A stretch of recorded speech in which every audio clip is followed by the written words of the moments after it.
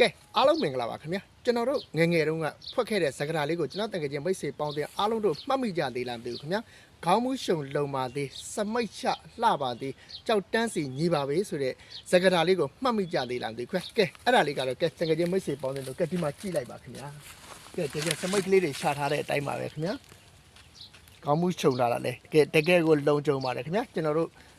အခွန်လေးကိုခွာကြည့်လိုက်မယ်ဆိုလို့တကယ်ကြောက်တန်းစီထားတဲ့ပုံစံမျိုးလေးဖြစ်ပါတယ်ခင်ဗျာအဲ့ဒါကတော့ကဲဒီမှာပြောင်းမှုပါခင်ဗျာပြောင်းမှုကဲကျွန်တော်ယခုရောက်ချင်နေတာကတော့ကျွန်တော်တို့ဒေတာမှာစိုက်ပျိုးထားတဲ့ထိုင်ဝမ်ပြောင်းမှုခေါ်တကြားပြောင်းခင်းကိုရောက်ချင်နေတာဖြစ်ပါတယ်ခင်ဗျာကျွန်တော်တို့ဒေတာမှာဆိုလို့ချင်းတောင်သူဦးကြီးကဒီလိုပြောင်းမှုခင်းကိုဘလောက်ဧကအကျယ်ကြီးလိုက်စိုက်ပျိုးထားလဲဆိုတော့ကျွန်တော်တကယ်ကြီးမိတ်ဆွေပေါင်းတဲ့အားလုံးကိုကြည့်ချလိုက်ပါခင်ဗျာ